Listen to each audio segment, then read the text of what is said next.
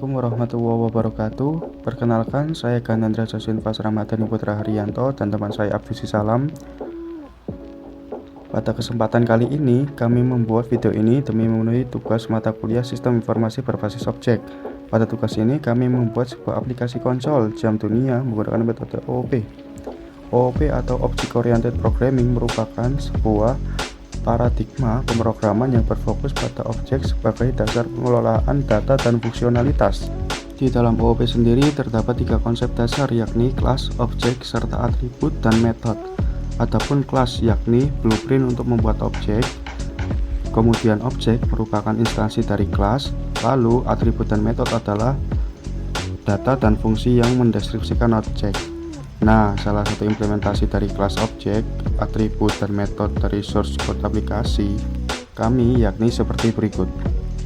Kami membuat beberapa kelas, diantaranya yakni adalah kelas jam dan main. Kemudian di dalam kelas dan main terdapat sebuah objek dari kelas jam yang bernama aplikasi. Setelah itu di dalam objek aplikasi terdapat sebuah metode menu yang akan dipanggil. Nah, metode menu ini merupakan jam metode yang ada di dalam kelas jam.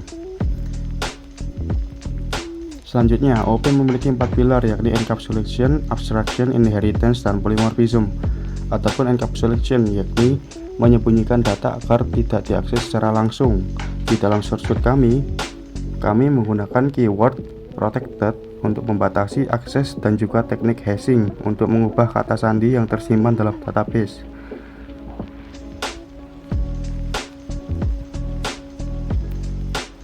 Selanjutnya yakni abstraction. Abstraction merupakan metode menyederhanakan kompleksitas dengan menampilkan fitur penting.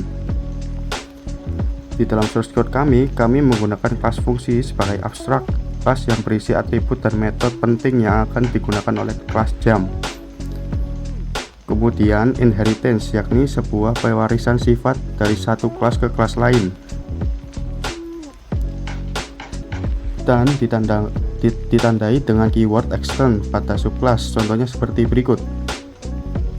Kami memiliki sebuah metode menu dalam kelas jam. Kemudian kami juga memiliki kelas stopwatch, di mana pada kelas stopwatch ini terdapat keyword extend dan diikuti kelas jam, yang berarti kelas ini merupakan subclass dari kelas jam. Lalu di dalam metode yang ada di kelas jam terdapat sebuah perintah. Jika metode masuk SW bernilai true, maka buatlah sebuah objek SW dari subclass milik jam yakni stopwatch. Kemudian jalankan metode menu miliknya.